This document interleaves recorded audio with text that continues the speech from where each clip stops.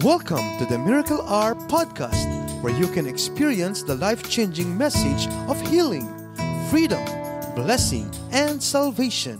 As God's end-time prophet and apostle shares to you the heart of the Lord, here's our host, Apostle Renato D. Carillo.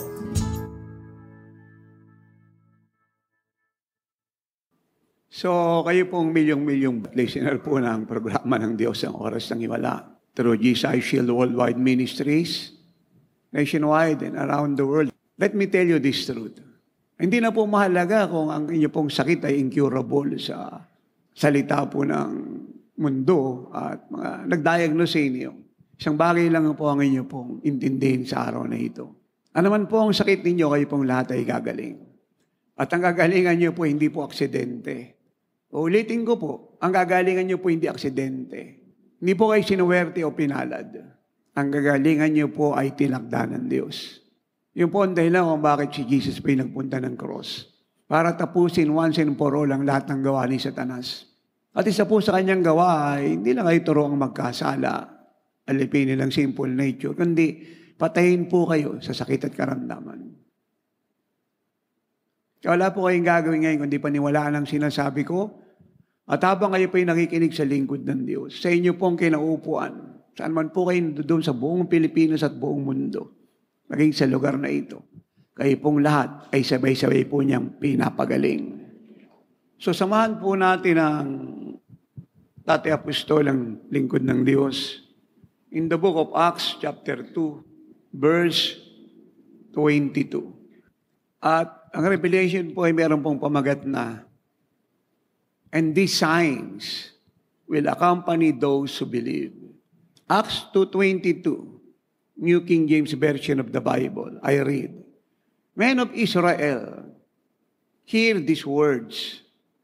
Jesus of Nazareth, a man attested by God to you by miracles, wonders, and signs, which God did through him in your midst, as you yourselves also know. Sa NIV version, we read, Fellow Israelites, listen to this. Jesus of Nazareth was a man accredited by God to you by miracles, wonders, and signs, which God did among you through him, as you yourselves know. New Living Testament, people of Israel, listen. God publicly endorsed Jesus the Nazarene by doing powerful miracles, wonders, and signs through him, as you will know. So, naman nakalipas pong mga panahon, ako po'y kinausap po ng Diyos. At ang sabi niya po ay ito, na kung paano ako nagpatotoo sa aking bugtong na anak, at yun po ang ating Panginoong Jesucristo, ay ganoon din ako magpapatotoo sa Jesus is Our Shield Worldwide Ministries. At ang testimony ko sa Jesus Shield Worldwide Ministries ay unlimited, increasing, at siya ay tuloy-tuloy hanggang kayong lahat ay ma-rapture. Kaya, kung paano po nag-testify ang God the Father sa God the Son, yun din po yung ginagawa niya sa atin.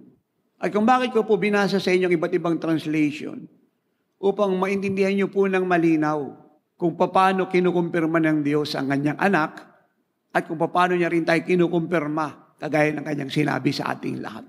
Ang Acts 2:22 sa NIV version, o sa New King James Version, ang word na ginamit ay, a man attested by God. Sa NIV version, ang ginamit po ay accredited by God.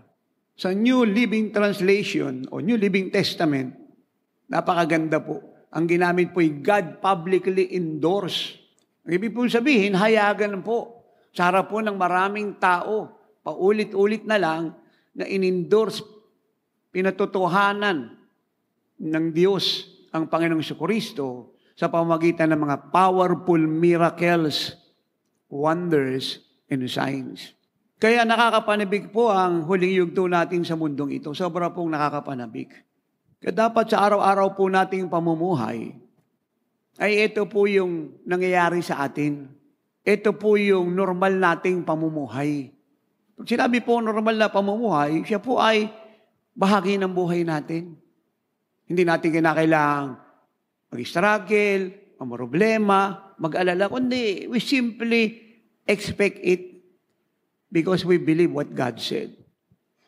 Doon po sa Japan ay meron po magandang ginawa ang Lord na patotoo.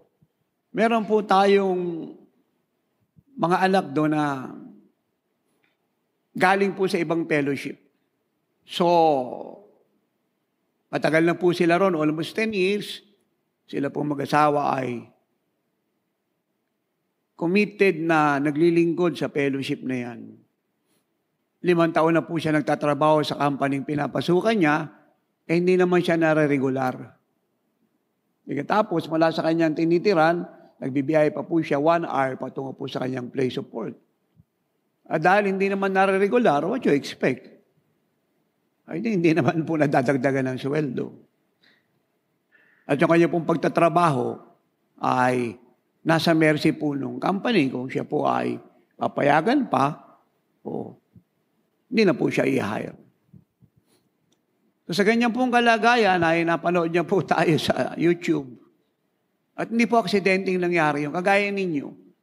Hindi kayo aksidente nakarating sa lingkod ng Diyos sa ministeryong ito. Ang Diyos po may gawa. Ginamit niya ang TV, ang radio, ang YouTube, ang Facebook, ang live streaming, ang 24/7, ang brochure. Ang ating mga anak na walang sawang nag-evangelize, surrender everywhere. Kasi alam niyo po, pag ang gawa ng Diyos ang pinag-usapan natin, at ito pong karunong ito'y kunin niyo po, simple lang po ito. Lahat po'y pinaplano niya. Walang nangyayari sa buhay ninyo nating lahat na magagandang bagay na aksidenteng nangyari. Lahat po'y pinalano niya. Huwag niyo pong kakalimutan yan. Ay kung bakit ko po ito ini-explain sa inyo, kasi kadalasan, pag meron pong bagong event na nagaganap sa ating, minsan ayaw ng pakiramdam natin, hindi gusto ng isip natin, ng pamilya natin, ng atin pong naintindihan, na unawaan o pinag-aralan, meron tayong dalang kabigatan at minsan nag-i-struggle tayo na hindi po dapat. Kasi kung tayo po ay nakakaintindi ng salitang, trust in the Lord with all your heart and lean not in your own understanding. In all your ways, acknowledge Him, initial director of path. Ang ibig pong sabihin nun, habang tayo nagtitiwala sa Diyos, ay nakakaintindi tayo na siya po ay nagtatrabaho, alinsunod sa kanyang plano. At ang Diyos po, bilang magaling na architect at expert builder, pinakamagaling na negosyante sa ibabaw ng lupa, ay hindi po nagpaplano ng baka sakali. Hindi po siya nagkakamali.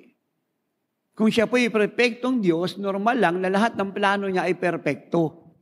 At malinaw po yan sa sinabi niya kay Prophet Jeremiah in Jeremiah 29:11. My plan for you is to prosper you. So God has a plan.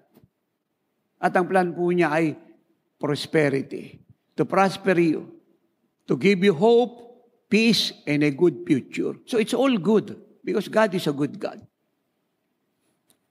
Kaya napakalaga maintindihan po natin ang sinasabi ko upang makalagay tayo sa kalagayang mature po sa pananaw. Mature po sa pakiramdam. Mature sa naunawaan. Dahil masasayang po yung plano ng Diyos, tatagal kung hindi tayo nakakaintindi. At hindi man po sinasadya, kadalasan tayo po yung kumuha ng problema kasi nakikihaway tayo sa Diyos. Dahil hindi natin naintindihan na may plano siya. At tatataon din naman may plano tayo sa buhay at gusto po natin na i-insist yun. Pero ngayon naunawaan na po natin na mas maganda ang plano niya sa plano natin. At ang ating mga plano kadalasan, baka sakali sa kanya tagumpay habang panahon. Kaya pag naintindihan na po natin na siya may plano, so the best thing to do is to know His plan. And live with it. Whatever is the cause. Kasi alam niyo po yung mga cause na ito, na yung mga suffering na ito, sacrifice na ito. Baliwala ito lahat eh. Doon po sa tubo pakinabang na nag-aantay sa inyo. At bilang end-time apostle, trabaho ko po na ang church ay turuang maging kagaya ni Jesus. Kasi alam niyo po, 38 years ago na ako po'y naligtas, hanggang ngayon, yung kabigatan sa puso ko po hindi nawawala. Mas malaki nga po ngayon eh. Kasi nakita ko po ang church sa bansang ito at buong mundo na nag-i-struggle. Wala naman pong reason. Naintindihan niyo po yun. Walang reason. Maraming pinoproblema, inaalala, kabigatan na walang reason at siya lang po may gawa. Pero unawaan niyo po ang sinasabi ko, hindi kayo mag-i-struggle. Kaya naman ang presyong bayaran ninyo, kundi kayo pong lahat magagalak na sumunod dahil ito po'y magbibigay sa inyo ng kasiyahan sa lupa, sa langit, at habang panahon. So, napanood niya po tayo, hindi naman po pwedeng mapapanood mo ang tatay kung totoong lingkod ng Diyos, ito'y magiging kagaya ka pa rin ng dati. Kung paano may nangyari sa inyo dakilang bagay, yun din po nangyari sa kanya. Naranasan niya po ang glory, siya po'y napuspos. At nagsimula na po siyang mauhaw. Ay hindi niya naranasan sa ministeryong pinanggalingan niya sa loob ng 10 taon. Ano po ang nangyari ngayon? Nang siya po'y nakarating sa atin, na regular po siya. Ganun lang po kabilis yun. Kasi, pag nakarating ka na sa plano ng Diyos, wala kang paghihirapan. Lahat ay i-enjoy mo kasi lahat ng plano niya ay maganda. At siya po'y nagkaroon ng bagong trabaho. Mas malaki sweldo. At mas malapit pa po ngayon yung kanyang trabaho sa kanyang tinitiran. 5 minuto lang nandun na siya. Nilalakad niya lang. Lakasan niyo yung palakpak niyo, naku.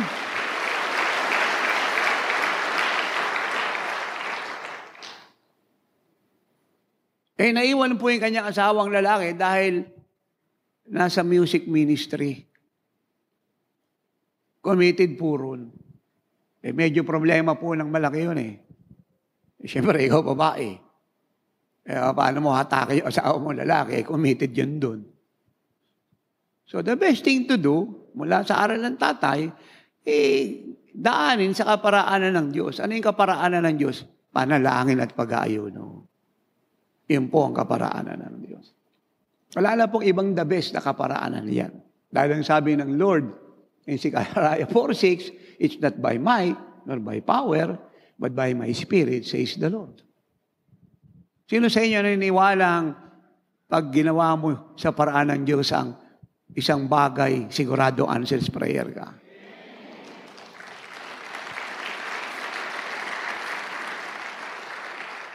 So, pinabayaan niya po ang Diyos ang magtrabaho.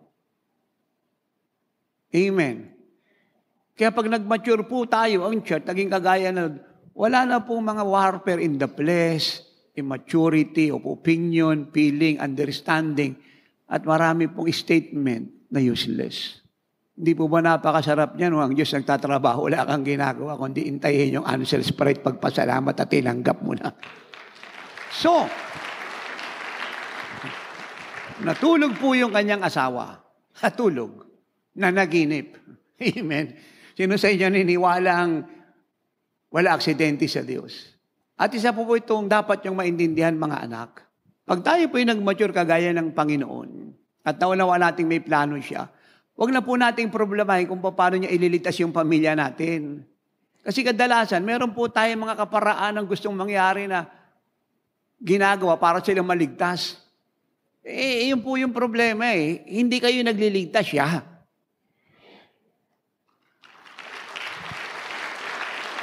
Maniwala lang po tayo na pag tayo sumusunod, nag-aayunot na nanalangin ng totoo, magtatrabaho siya. At kung ano yung paraan gusto niyang gawin, bahala siya.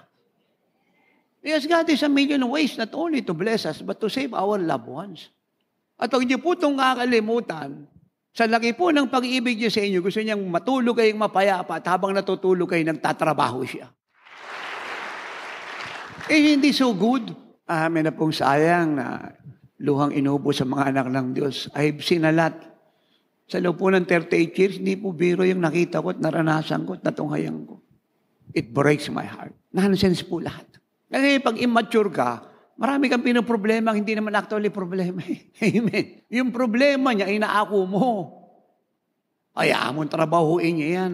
Mag-ayuno ka man and believe that you receive it and you shall have it.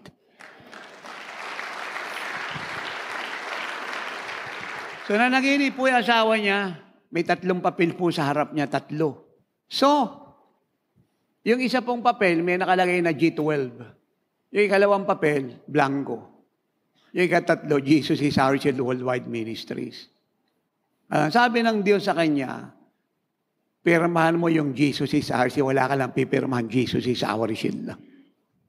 Anong ibig sabihin nun? Pinapirma siya ng Diyos sa papel na may Jesus is Our Shield. Sabihin, diyan ka. So, anong nangyari? Ano nangyari? Dito na siya sa Jesus Shield. Buo niyang pamilya. At di pa natapos ang Diyos. Sino-sino naniniwalang pag kinumbinsi ka ng Diyos, talagang kumbinsido ka? Amen? Na naginip na naman siya. Amen? Nakita niya po yung isang 2 poste, ginto. At nakasulat yun, Jesus is our shield. At yung pong posting ginto, sa Japan po yun. I love this revelation. Alam nyo, pag naging kagait tayo ng Lord, talaga magpapasalamat ka sa Diyos eh. Kung umiyak ka man ng umiyak, kagalakan. Unlike noon, yung iyak mo, problema, kabigatan, groaning in the flesh, sentiment, self-pity, no? Murmuring problema. So marami talagang sayang na Lord. Ito, hindi ganun. Yung tears of joy. At pag ako manta kang, God, you're so good. Talagang sold out at all out yung kanta mo. The best song you've ever sing in your life. God, you're so good. Amen. At kahit gaano kapangit yung ginawa ng diablo sa nakalipas mo, walang naalala ang Diyos. Sabi ko, God, you're so good. Walang naalala ang Diyos. At kung pinapaalala ng diablo sa iyo, huwag mo siyang kampihan. Especially, naghambol ka ng sarili kasi walang naalala ang Diyos. Sino sa inyo yung naniniwala yung Lunes iba sa Martes? O, di malinaw.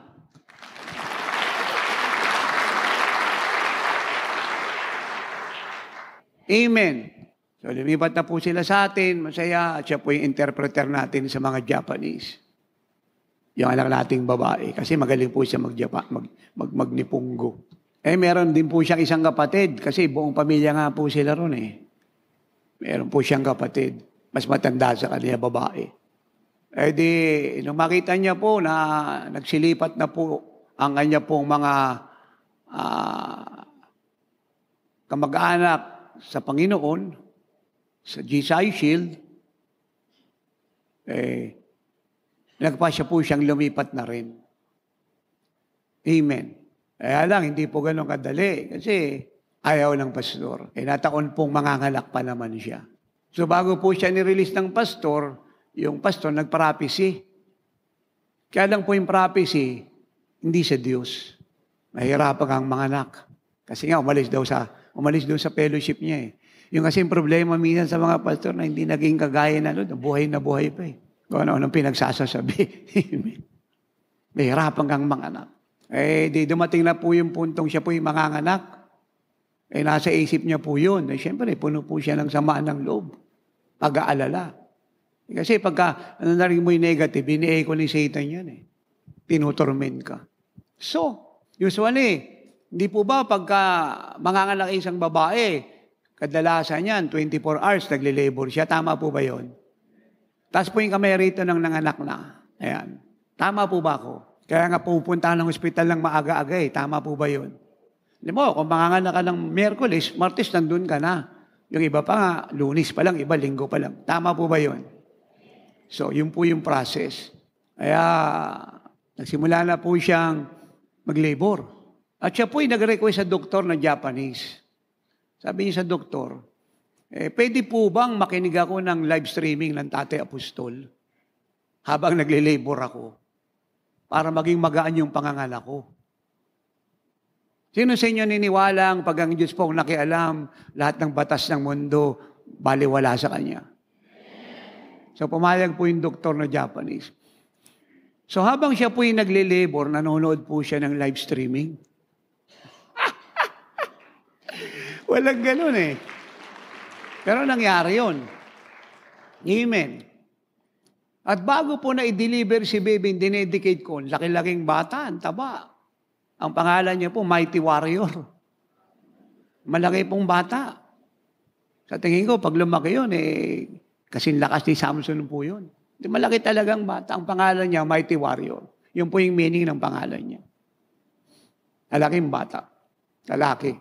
So, bago po diniliver na Lord yung kanyang baby, siya muna diniliver ng Lord. Siyempre, puno ng hinanakit, sama na loob, tampo, habag sa sarili. Nagsusuka po siya. Lahat ng sakit sa tiyan niya, nilabas niya, pati sa puso. Hinil po siya ng Lord.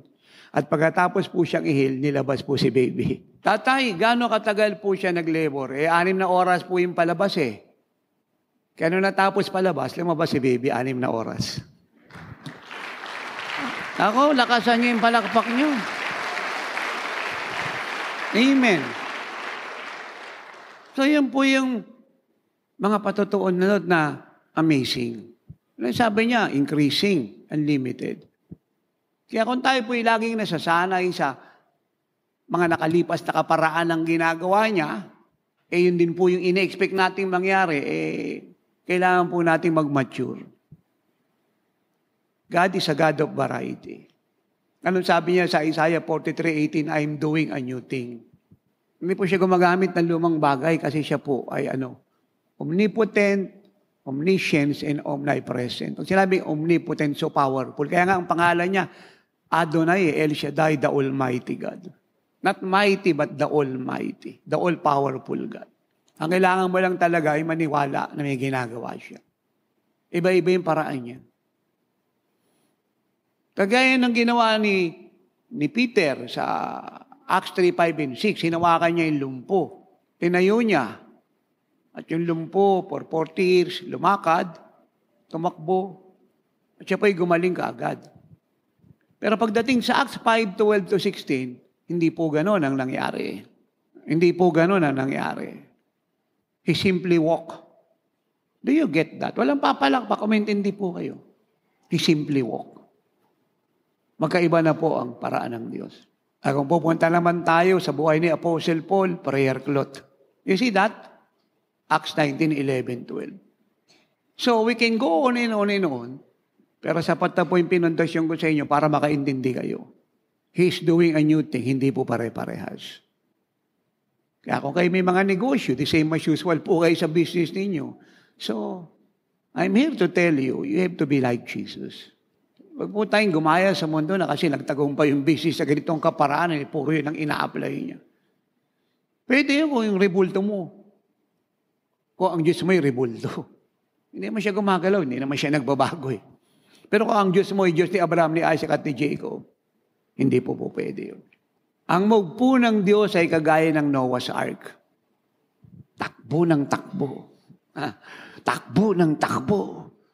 Tuloy-tuloy, walang stop over, walang lukewarmness, walang stack up, walang slothfulness. Ang sabi ko, tuloy-tuloy. Kaya sinasabi ko sa mga anak nating negosyante, malaki o maliit, matagal na o bago pa lang, don't allow the world to tell you what to do. Kasi yung paraan ng mundo defeated, kasi yung problema galing sa mundo, ano solution ibibigay niya? Galing nga sa mundo yung problema. Alam mo ang salita ng Diyos, apply it.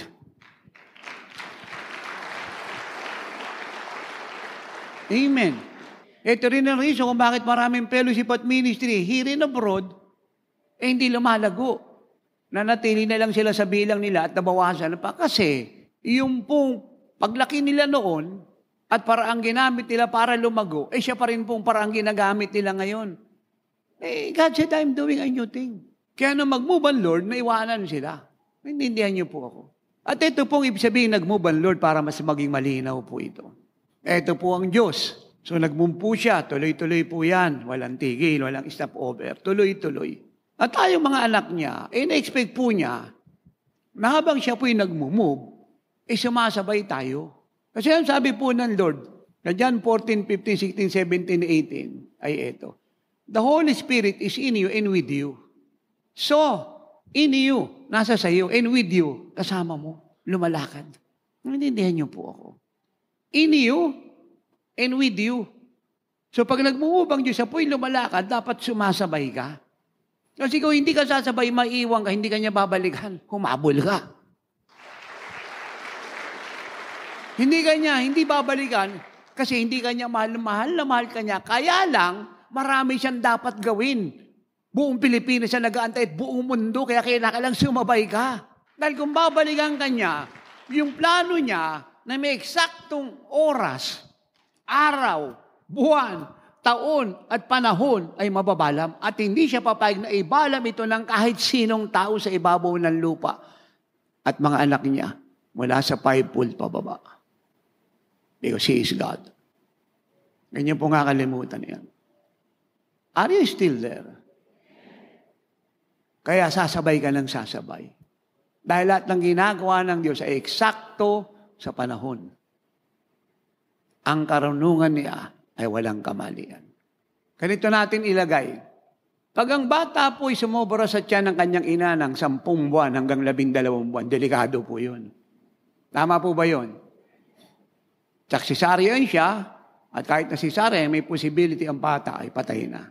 Dapat lumabas po siya sa tamang buwan. Yan po ang timing ng Diyos, ang wisdom niya. Ganyan po siya nagpaplano. At ang dalangin ko, maintindihan niyo po ito. At ulit-ulitin niyo po ng maraming ulit para maging buhay sa inyo. Makaunawa kayo ng malinaw kaysa sikat ng araw. Maliwanag po ba yun? Kaya ito po malalaking ministry noon, nababawasan. At kung sila po'y nag-i-exist, yun talaga yung grace ng Diyos. At isang reason lang po ang naging dahilan. They don't move with God.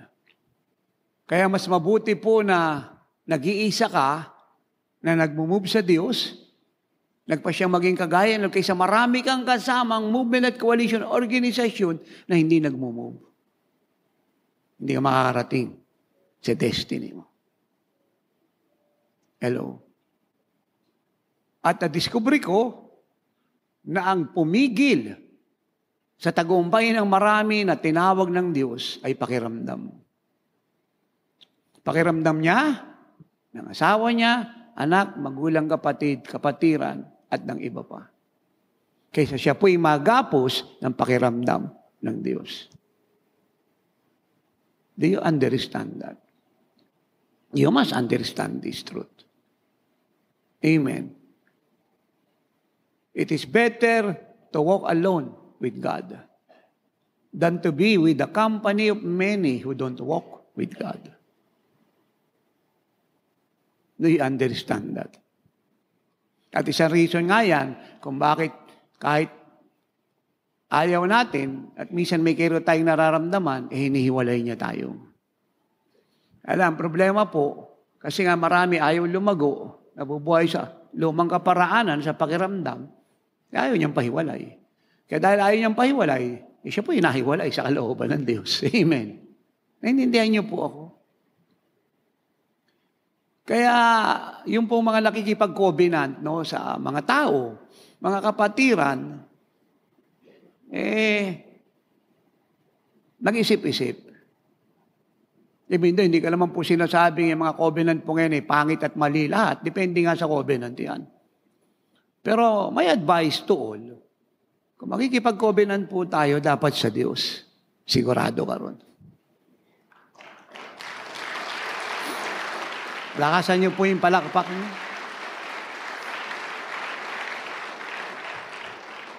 Kasi kadalasan, ang dami kong narinig, nakausap, hanggang ngayon. Meron silang covenant na magkakapatid sa Panginoon, walang iwanan. Nangangiting marami, alam niyo po yon? Maraming nagko-covenant na walang iwanan. Amen? Hindi ko po sinasabi magkasintahan magkapatid sa Panginoon. Walang iwanan. So, ang problema po ng covenant ito na walang iwanan, nag-move ka, siya naman ayaw. So, hindi na pulipil yung walang iwanan. Kung ikaw naman atras para wag siyang maiwanan, kawalan mo naman ng karunungan. Amen. Kaya ang magandang ka-covenant si Jesus, ang sabi niya, I will never leave you, I will never forsake you. Nakasan niyo yung palakpak niya. At kahit na mabagal kang lumakad, hindi kanya iiwanan, at dahil nakita niyang ikaw naman ay magmumove at susunod sa kanya, babalikan kanya, tataking kanya, come follow me, come follow me, come follow me. Amen. Amen. Do you understand what I'm talking about? Kaya ganyan po kahalaga ang buhay ng end-time apostle. Sobrang napakahalaga para ang church ay makasabay sa ginagawa ng Diyos. Ako po nagpapasalamat sa lahat po ng true prophet na nagpa-prophecy, but that is not enough. The apostles' teaching is indispensable. Kailangan. Kaya nga, ino na sa listahan Ephesians 4:7-11, ang mga apostles. And He gave some to be apostles, prophets, evangelists, pastors, teachers. Kaya kung pag-aaralan niyo po, yung unang tinawag na Lord, puro apostles. Ang sumulat ng buong New Testament ay mga apostles. Ang sinugo niya to evangelize the world ay mga apostles. Ang kinausap niya to do His work, the same works, even greater works, na ginawa niya ay mga apostles. Ang tinabi niya sa kanyang trono ay mga apostles. Ang pangalan ng 12 apostle ang nakadikit doon sa New Jerusalem. Kaya kung meron man pong kinakatakutan si Satanas sa fivefold, ay isa lang. Apostles.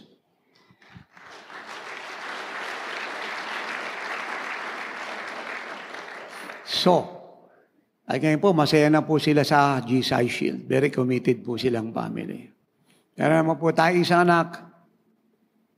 So siya po umuwi po ng probinsya sa Bicol. Nagbakasyon po siya ng ilang buwan.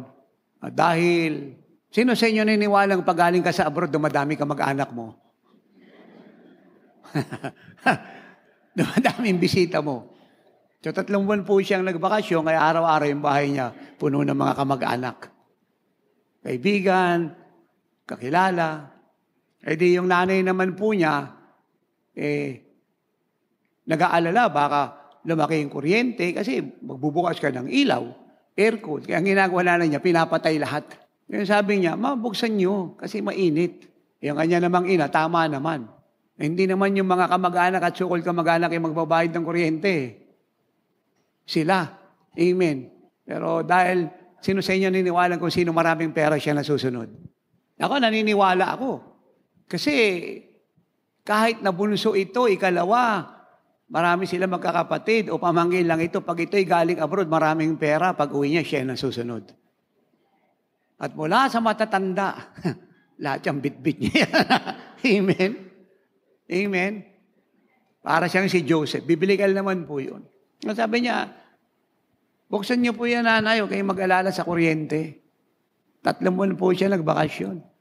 Buksan niyo yung aircon, buksan niyo yung ilaw para maliwanag bahay natin. Amen. At kinausap niya po yung metro. Sabi niya, hindi ka tatakbo.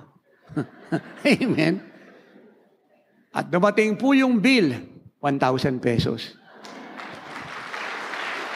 Nakasan niyo yung palakpak niyo.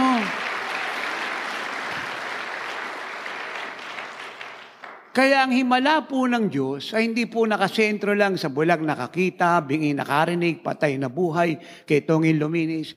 Sa lahat po ng bahagi ng buhay natin na kailangan natin ng divine miraculous intervention ng Diyos. When we believe God, miracle happen. Amen.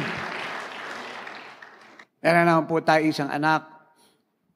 So, tapos panahon po siguro ito ng lockdown, malamang. Kasi nagka-COVID po yung anak niya. 3 na po injection, nagka-COVID pa. At siya po, walang injection, pero walang COVID. Amen. Dahil siya naman po yung nanay, so binantayan niya po yung anak niya sa ospital. Yung sabi ng Diablo, wala ka injection, mas malala yung COVID, natatama sa'yo. Yung sabi niya, hindi ako tatablan, yung anak ko 3 injection, tinablan, lumayas ka Satanas, lumayas ka, hindi kita kailangan. Si Jesus yung injection ko, siya yung vitamina ko, siya yung shield ko.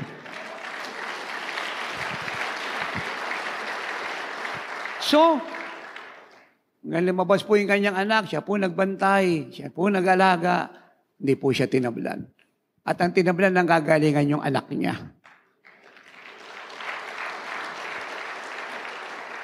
At yung kanya pong anak dito, kung naalala niyo po, lalaki, napag-pray ko po siya rito, na hindi ko alam, anak niya pala yun, napapunta nga siyang Japan, yung po pala yung anak niya. So, nung siya po yung nakarating sa Japan, dahil nga po nagbigay, nag-offering siya rito at nangako na pag siya yung nagkatrabaho, ay pagbibigay siya sa Lord, first fruit at iba pa, tinapad po niya, siya po yung nakapagtrabaho. Kaagad, pagdating niya ng Japan. Maganda po yung kita, maganda yung company. Isang araw, bago pa lang po siya rito sa company. Kasi pag bago ka, kadalasan, hindi ka naman pwedeng mag-absent ka agad. Parang ikaw yung boss, kapapasok mo lang, bukas absent ka. Wala namang ganun Amen. Pero sino sa inyo niniwalang pag ang Diyos nakialam, yung batas ng tao, binabypass niya? So, nagpaalam po siya na hindi siya papasok ng araw na yan. Bago pa lang. At sinabi niya yung sa kanyang mama, sabi ng mama niya, anak, pumasok ka. Hindi ako papasok, ayoko. Kahit tanggalin nila ako, hindi ako papasok. Ayokong pumasok ngayong araw na to. Hindi na siya napilit ng kanyang ina, hindi po siya pumasok. So yung truck po na ginagamit ng company, bumiyahe, meron pong umupo babae sa harap na siya niyang inuupuan dahil siya po ay kasama ng truck na nagbibiyahe. Unawaan niyo po ako. Na-aksidente po yung truck. Nang araw na hindi po siya pumasok. At kung siya po'y pumasok, siya po yung nandoon sa harap. Bali po yung buto po ng babae. Hindi na po magamot ng mga doktor. Pinakuha ko na lang po yung pangalan ng sabi ko, hindi kaya ng doktor gamutin yung bali-baling buto, kaya ni Jesus gamutin lahat yan.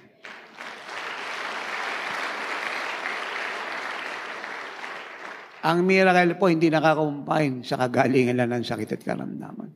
Kasama rito ang proteksyon. They understand that. At nagulat po siya at nagpasalamat sa Diyos. At i-remind po siya ng Diyos ng lagi naming sinasabi ni nanay.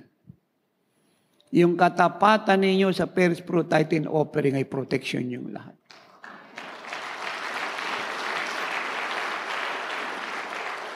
Amen.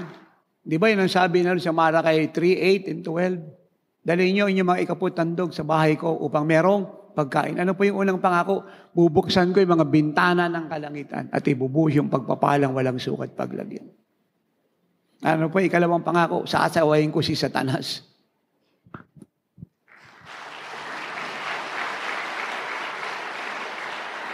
Pinaniwalaan niya po yun para hindi pinsalain yung pamilya niyo, negosyo, trabaho, ministeryo at kinabukasan. Pinaniwalaan niya po yun. Kaya meron po ako ngayong malaking concern sa lahat. Hindi lamang po dahil panahon to ng first fruit o season of first fruit. At kahit kayo po yung nagpi-first fruit na, ito po yung concern ko. Maintindihan niyo po ang salita ng Diyos. Kasi napakahirap pong sumasabay ka at sumusunod ka lang na wala ka na intindihan. Of course, natutuwa tayong sumusunod ka. Pero believe me, hindi po yung puno ng gagalakan. Kumbaga sa pako, na magnet ka lang Hindi ka nag-volunteer na mamagnet. Do you get that? Naniwalaan natin ang salita ng Diyos. Totoo lahat yan. Ang sabi ko, totoo lahat yan.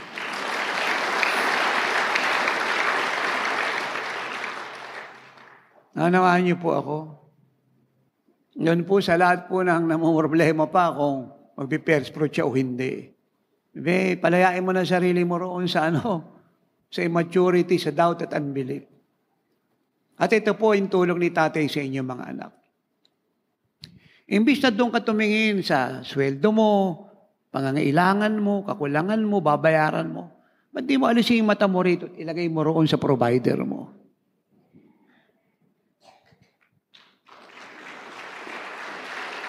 Dahil pag dito ka titingin, hindi naman to nangako na isusupply niya yung needs mo Ang nangako, si Jesus, ang God the Father. Doon ka tumingin. Nagsasabi siya ng totoo. Ito, sinungaling to lahat.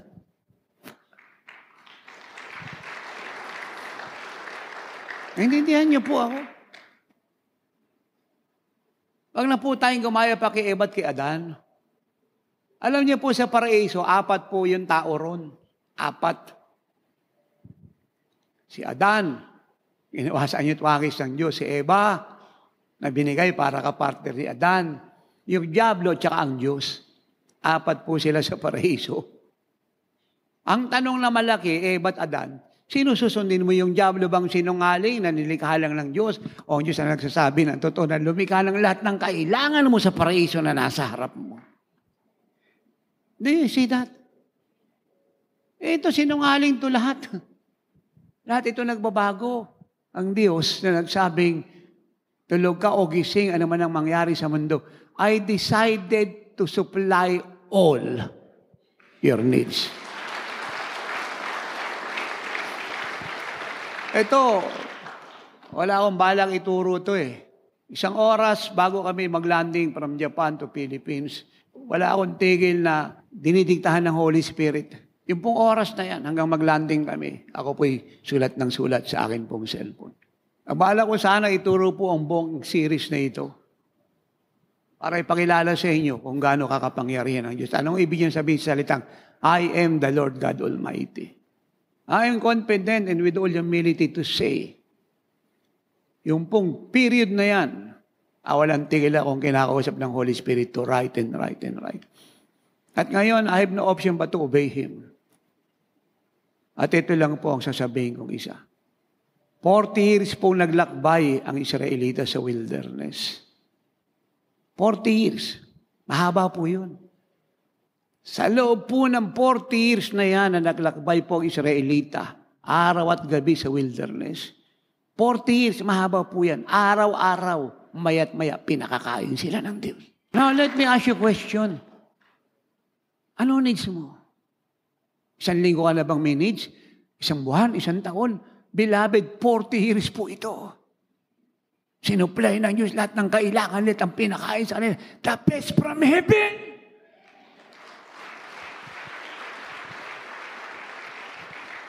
Tatay, nung panahon nila, walang bakery, tatay. Walang MRT, walang AI, walang high-tech communication system. I know. But let me tell you, Jesus Christ is the same yesterday, today, and forever.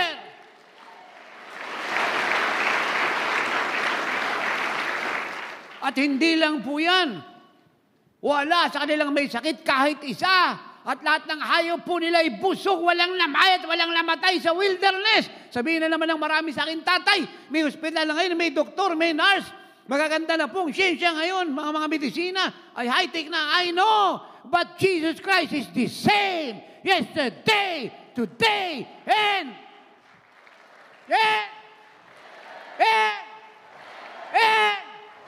palakpakan natin ang Diyos ng malakas. Do you get that? Do you get that? Magmula na mag-landing po kami 1 oras sa mahigit sa Pilipinas, I am writing. Para po akong sekretaryo dinidiktahan ng boss ko. At binuksan niya po sa akin ang kasulatan. And I cry. And I'm here to tell you, ang kinukwento ko po siya hindi kwenta ng Old Testament. Ang kinukwento ko sa inyong istorya, hindi kwento ng Old Testament. Ito po'y uulitin ng Diyos ngayon. Sobra pa sa ginawa niya sa Old Testament.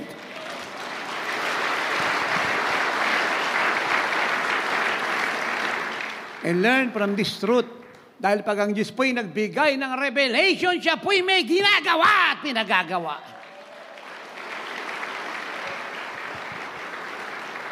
And let this truth build your faith.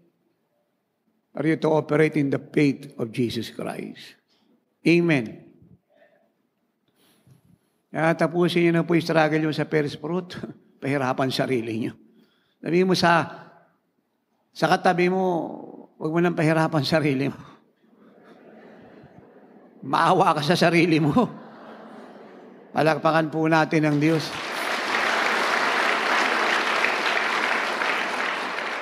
Amen. Sabihin mo sa sarili mo, hoy, ikaw. Huwag mong pahirapan sarili mo. Ang palad mo, Yung kinakain mo ngayon, direct mula sa Diyos. Sumunod ka. Kasi yung matagal na, nag-aantay sa yung biyaya, inip na. Sumunod ka na. Palakpakan natin ng Diyos. Do you understand that? Tatay, yung blessing, yung naiinip sa amin, ano ba yung narinig yung prayer natin? Ano ba? Naiinip na po yung blessing kasi marami sa inyo. Ang bagal sumunod. Inip na po yung blessing. Bagal sumunod. Let me advise you, my dear children, so precious children in the Lord. Lahat po ng bagay, kahit mukhang maganda, napabigat sa buhay natin para hindi natin matamang buong kapuspusan ng Diyos. At lahat ng biyayang inilaan niya para sa atin, dispose it. Dispose it. Dispose it. At kung siya naman po ay mga human being mula sa family natin, surrender it all to Jesus. Pero ito po yung mga thought natin, feeling, understanding theology, bad theology, all-time theology, wrong theology, your own theology and doctrine, dispose it. Forget it. Ang pinaka-importanting tao ngayon sa buong mundo, araw-araw, ay ang Messiah. At pag siyang nakita ng lahat sa buhay natin, pati salita niya, kahit sa gusto ng diablo, ang mga tao, kahit matigas ang puso at ulo, ay papasok sa langit. Amen. So as the Father testified for Jesus, He also testifies for us. At ang testimony, unlimited increasing, hanggang siya po ay, hanggang tayo po ay marapture na buhay, nagliliwanag sa anyo't wangis ng doon. At sangayon sa Acts 22, na binasa ko sa New King James Version, NIV, New Living Testament, ito pong confirmation, ito incredible, remarkable, unlimited, unprecedented, creative, signs, wonders, and miracles. So lahat ng ginawa ng Lord, gagawin natin. And even greater in quantity, but the same quality. Amen. And the Lord specify the signs that will accompany you as you believe Him. In the book of Mark 16, we read, verse 15 to 18. And Jesus said to them, go into all the world and preach the gospel to every creature. Verse 16, he who believes and is baptized will be saved. But he who does not believe will be condemned. 17, and these signs will follow those who believe. In my name, they will cast out demons. They will speak with new tongues. Verse 18, they will take up serpents, and if they drink anything deadly, it will by no means hurt them. They will lay hands on the sick, and they will recover. So ito raw po yung mga tanda na kakambal ninyo. Kahit saan kayo pumunta. And minister the Lord to all everywhere. Ito raw po yung mga tanda. And you must believe Jesus' word. Mahalaga pong maniwala tayo sa sinasabi ng Lord. At pag tayo po ay naniniwala, huwag na po nating isipin kung mahirap ito, magaan ito, paano ito mangyari. Kung ano pong sinabi niya, paniwalaan natin. At kung ano po yung pinangako niya, expect natin gagawin niya. Yun pong ibig sabihin ng salitang we believe. Kaya nga napakalagang intindihin niyo lagi sinasabi ni Tatay. Pag lang kayo nagsusulat, inuulit niyo, binabasa niyo, inuunawaan niyo. At kung pinupost niyo yung mga teaching ni Tatay, siguruhin niyo naintindihan niyo. Hindi lang kayo post ng post. Kagaya na maraming kapatiran sa ibang PLG, post ng teaching ng pastor niya, hindi naman niya naintindihan yung pinopost niya. Mali po yun. Ang tawag doon, advertisement, hindi evangelism. Amen. Intindihin niyo ang sinasabi ng Lord. Yun po ang ibig sabihin ng salitang you believe Him. You understand what He is talking about, what He is saying. Pinaniniwalaan mo yun kaya hindi abot ng isip mo. Kaya nga faith eh. Kasi kung abot ng isip mo, hindi siya faith. Kaya nga faith, hindi abot ng isip mo. It go beyond your senses. It is a spiritual, supernatural thing, not natural, about flesh, opinion, feeling.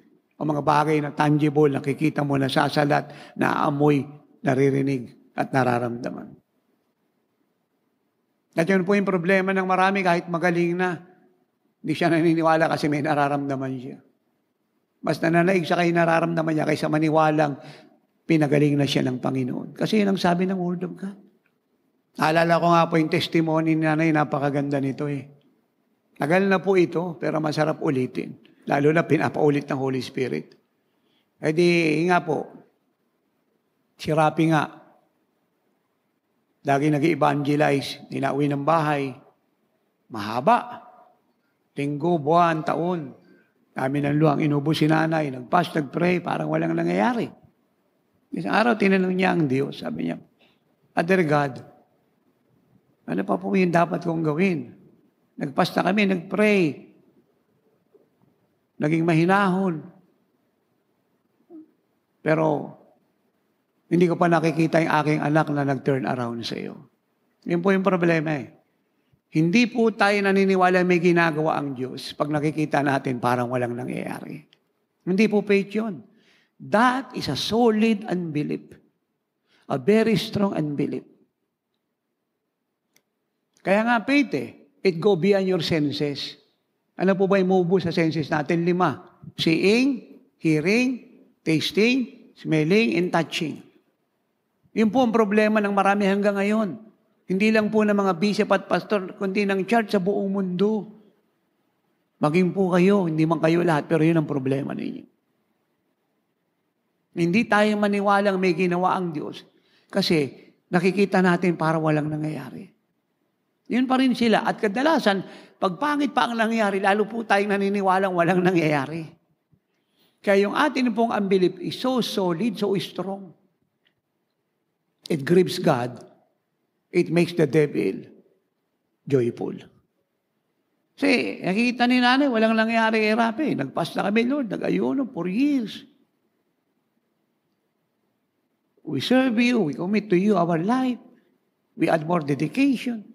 Ito pa rin yung aming anak. Naintindihan niyo po ako? Naunawaan niyo po ako? Ito rin po yung problema ng 10 spy. In Numbers 13, 17, hanggang verse 30. Sinabi ng Lord na kanila yung promised land. Nagpunta po sila ron in obedience to Moses. So ang problema, nung makita nila, ang daming higante. Malalaki, tapos sila parang tipaklong. Wala naman nagsabing tipaklong sila. Hindi naman sinabi ng Diyos yun. Sila yung nagsabing tipaklong sila. Kita nyo, yan po yung unbelief, kaya galit ang Diyos. Doon na siya nabuhay, siya nakikita niya, nagsasasalita pa siya patungkol sa sarili niya, hindi naman sinasabi ng Diyos. Wala ako nabasa sa Biblia yung kahit minsan sinabi ng Lord sa kanilang sila'y tipaklong. Sila lang may sabi nun.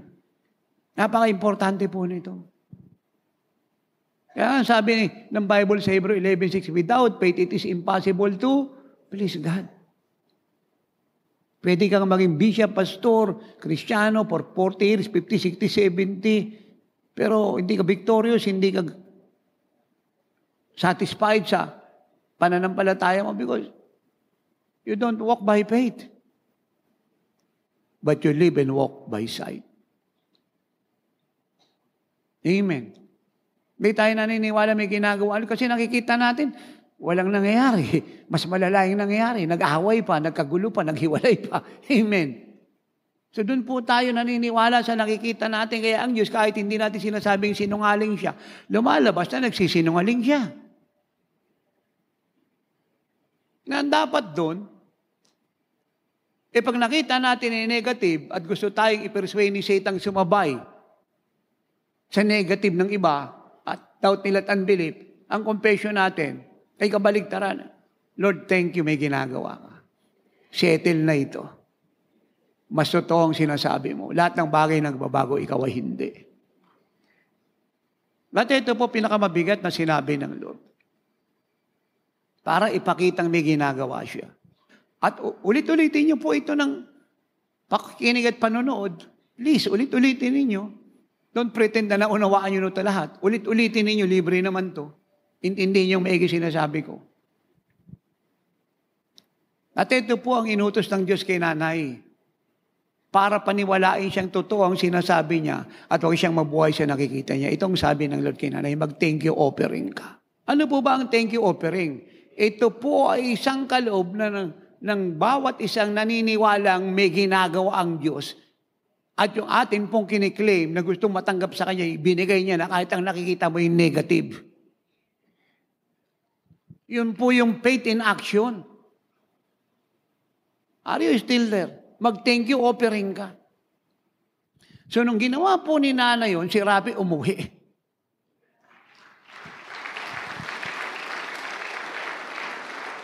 You see that? Maunawaan niyo po ito. Yung po tayo saglit at tayo po'y magtaas ng kamay. Ama, dalangin ko po'y buksan mo ang pag-unawa ng mga anak mo. Buksan mo ang pag-intindi nila. Bigyan mo po sila ng isang simpleng pag-unawa sa katotohanan ng pinapaabot ko. Hindi ka tao para magsinungaling ang sinasabi mo'y ginagawa mo. Ang pangako mo'y tinutupad mo. At salamat, ako po'y sinagot mo. At ang lahat ay magsabi ng Amen. Do you get that? Do you get that? Kaya malungkot po ang Diyos. Nagtatrabaho siya, marami siyang ginagawa. Pagkatapos, pag nakikita tayo ng kabaligtaran sa gusto nating mangyari, doon tayo umaayon. Sobrang lungkot ng Diyos. Nakalimutan natin ang salita niya. Kaya nga po yung 10 spy. So, bumalik sila kay Moses nag-report. Sabi nila, Moses, totoo yung lupang pangako. Grabe yung grapes. Grabe yung pomegranate. Grabe yung harvest sa lupang yan. Hitik sa pagkain. Sagana sa bunga. Kaya lang, ayan. Alam niyo po ba yung faith walang if at saka walang but? Yun po ang faith, walang if, walang but. At yun po yung diablo. Doon po siya scholar, doon siya magaling. Lagi niyang sinasabi, paano yan? Pag-pray ka na. Pero kung hindi ka magpapa-opera, paano yan pag namatay ka? Yan. If, tsaka but. Naintindihan niyo po ako. Bas doon tayo naniniwala sa kaya lang eh. Kaysa ron sa grabe yung biyaya. Naintindihan niyo po ako. Kaya lang, higante yung mga tao doon. At ito po yung malungkot, Moses. Tipaklong kami. Alam niyo, ako po yung nandoon sa panahon na isasampal ko po sa kanila yung Exodus. Kasi wala akong nabasang sinabi na tipaklong sila. Yan po yung mga hindi naniniwala eh. Yung nabubuhay siya, nakikita niya kung ano-anong sinasabi niya. At saka kasabi niya, dumadami yung problema niya. Yung blessing niya na wala, naagaw ng diablo yung problema niya, nag-multiply. Amen. Buti na lang, may taga-oras ng Himalaron, living like Jesus, yun si Caleb at saka si Joshua. Caleb, matanda na to, pero sabi niya, Moses, let us go up and possess the land. Binigay ito ng Diyos sa atin. Tayo ang higante, silang tipaklong. Amen? Amen? Kaya, out of the 12 tribes of Israel, 2 lang po yung nakapasok sa promised land. Yung 10 na iwanan. Ano po ang dahil ba't naiwan yung 10 fellowship? 10 chairman ng movement at coalition? 10 organization? 10 Bible school at Bible college? 10 ministry? Gusto niyong malaman? Unbelief. They don't believe God. Unbelief. At bakit po nakapasok yung 2 tribo? They believe. Have not Jesus said to Martha, if you will only believe, you will see the glory of God. Hindi po ba nireview niya si Thomas? Sabi niya, Thomas, sumasampalataya ka kasi nakita mo ko. Pero hindi mo ko nakikita, number kang doubter. Sinabi na nga ng mga saksi nakakita sa akin, buhay ako, ayaw mong maniwala. Mapapalad ang mga sumasampalataya kahit alang nakikita.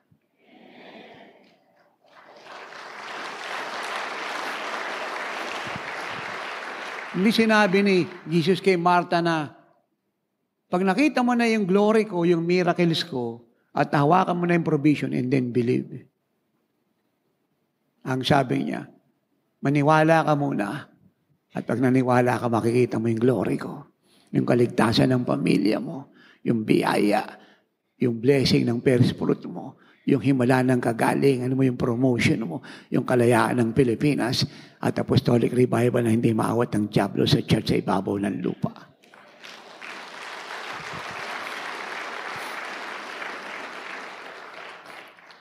Let me advise you. Tatay, gusto ko pong yung faith ko po hindi bumababa. Kagaya ng faith ng Lord. Ito po advice ko. Ulit-ulitin niyo pong pakinggan yung tinuturo ko. Huwag po kayong bumitaw sa kakapakinig ng aral ng tatay, kakabasa ng Bible. For faith comes by hearing and hearing by the Word of God. The more na binabasa niyo yung mga prophecy at mga pangako na yan, yung mga teaching ni tatay, pinapanood yung libre lang naman yan, paulit-ulit. The more yung faith niyo ay hindi lang nananatili, siya pa yung nagiging explosive. Parang pagkain yan eh. Sino rito yung mahilig sa kare-kare? So, pag paborito niyo po ba isang pagkain eh, anong ginagawa niyo? Kinukutsara niyo tapos pinapasok sa bibig niyo sabay lunok? Di ba nginunguyaan niyo? At pagka ubus na, di ba yung sarsa na lang sa plato eh, sinisimot niyo pa? Tama po ba yun? Hindi man po lahat pero merong kasong ganon. Oh. Ganito po ang meditation ng Word of God. Hinihimay mo. Inuulit-ulit mo. At lagi ko ang kinukwento, nung ako po'y alapa sa Lord, may negosyo kami, kambing. Yung mga kambing, walang ginawa, umagat ang halahapong kami, madaling araw. Natitigil lang po yung kakanguya ng kambing pag pinatay na namin yun. Hindi niya po binibitiwan yung damo. Talagang in-sterilize niya. Kung ayaw niyo po yung faith niyo bumaba, pakinggan niyo ng paulit-ulit yung tinturo ni tatay, lalo na po ito ngayon. Kaya nga, lagi kong ina-advise sa inyong lahat eh. At sa ating mga anak ng mga pastor at pastora na dapat nakikinig lahat. Na okay po kayong manood ng live streaming sa bahay niyo kung umate na kayo ng church. Hindi po yung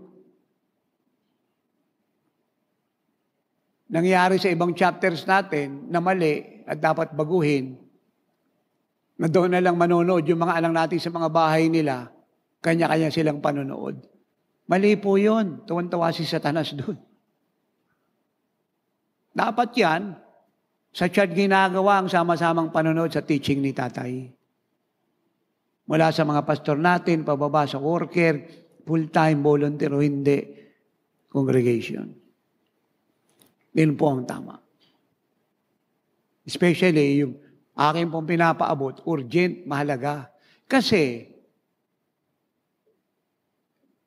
doon po tayo manonood sa bahay natin, kanya-kanya tayong panonood. Dangerous po yun. At kayo po i-agree sa akin na hindi po pwedeng maging 100% kung umati ng morning service po 70. Itong 70 ito ay manonood sa bahay. Isa-isa kung saan sila nakatira. Hindi po nangyayari yun.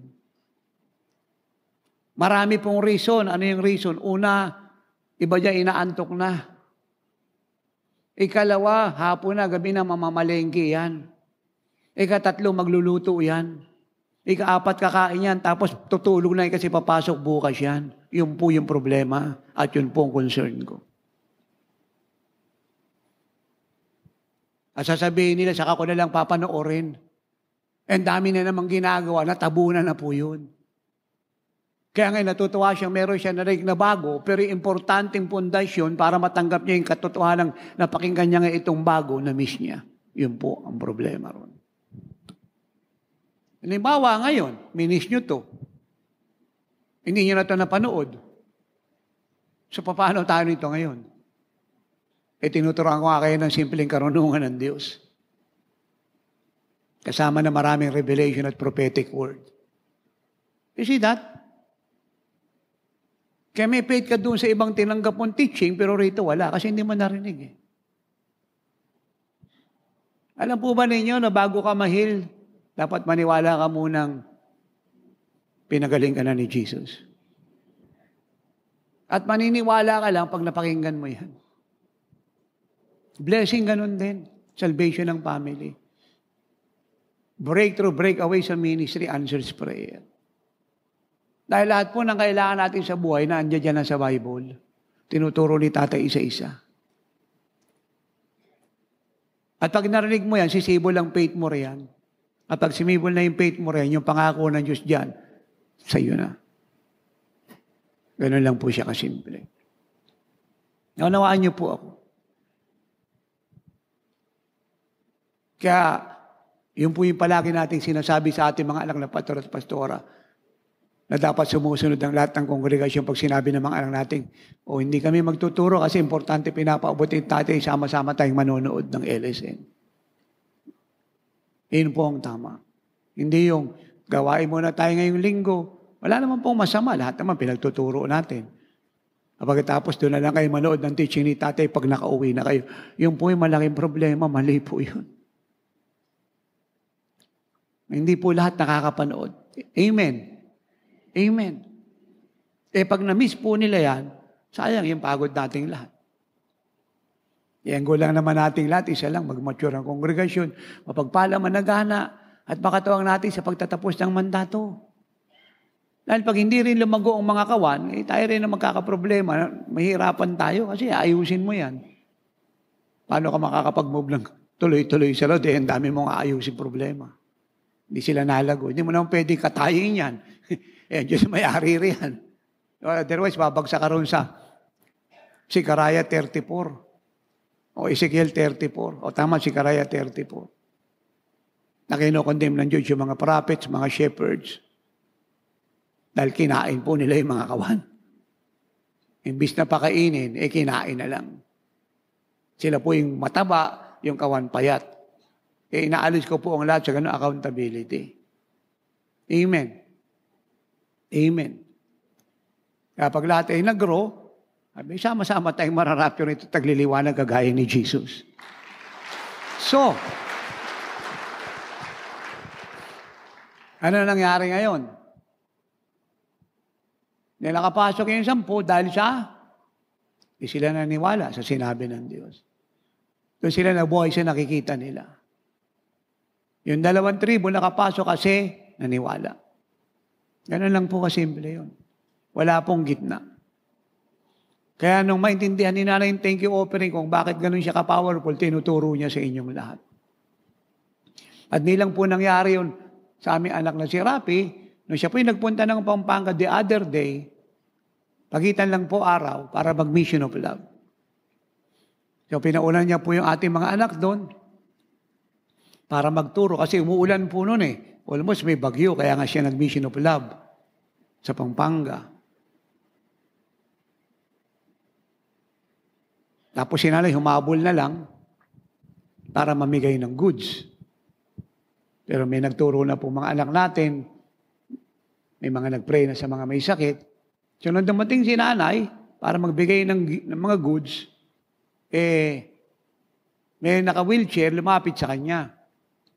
Sabi sa kanya,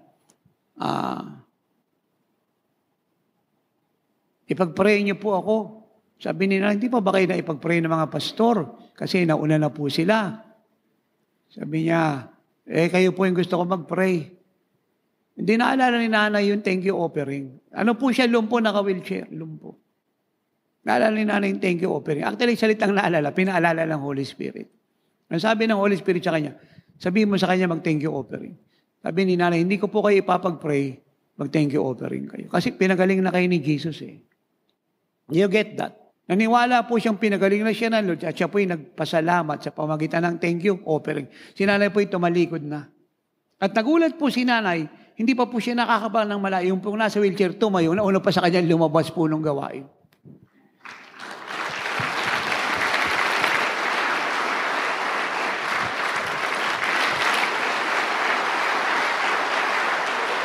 Do you see that? Ang faith, walang if, walang but.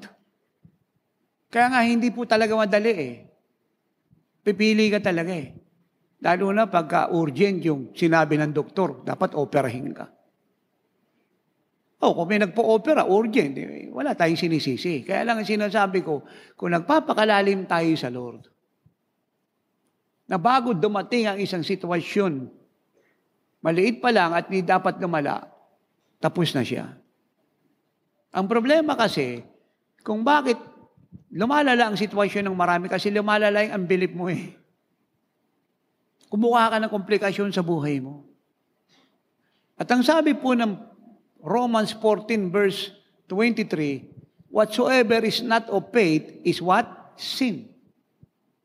Ano man pong bagay na wala sa pananampalataya ay kasalanan. Kaya ang nangyayari, imbis na tayo po yung nasa offensive, napupunta tayo sa defensive, naghahabol tayo. Na dapat hindi. Hindi living like Jesus yun. Kaya ang solusyong ina-apply ko sa inyo mga anak at tinuturo ko nang meron pong simpleng pagpapaunawa ay ulit-ulitin nyo yung aral hanggang tumimo sa puso nyo. Kasi malibang pumasok sa puso niya at maitanim, hindi mamumunga yan. Amen. Amen.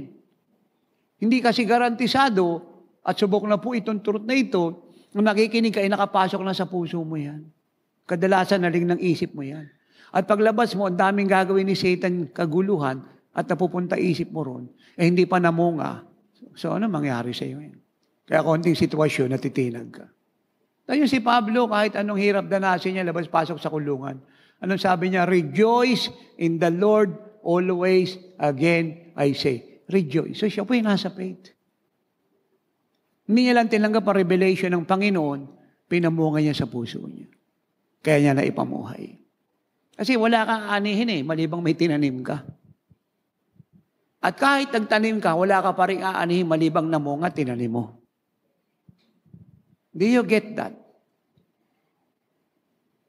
Kaya hindi niyo sinasabi ko.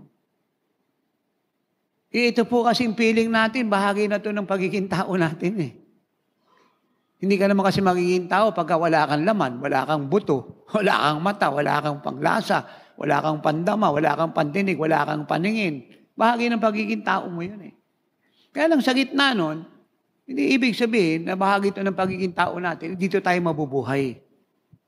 Malinaw nga, sabi ng 2 Corinthians 5:7 walk by faith and not by sight. John 6 verse 63, the flesh profit nothing. Wala raw pong pakinabang ang gawa ng laman. Kaya ang issue ng faith, pamumuhay yan We live by faith and not by sight. You walk it, you live it. Amen. Amen. O si Moses, di nagkasakit, 120, ang linaw ng mata, ang edad. Ay naniniwala siya sa pangako ng Diyos. Hindi lang ako yung healer mo. Ako yung divine health mo. Ako, ang claim ko sa life ko, namin ni nanay, palagi ko sa kanyang nire-remind yan. Kaya anong abuti ng edad natin, mananatili tayong malusog. Wala sa edad yan Nasa relasyon mo sa Diyos yan. Paniniwala mo sa pangako niya at pagsunod sa utos niya.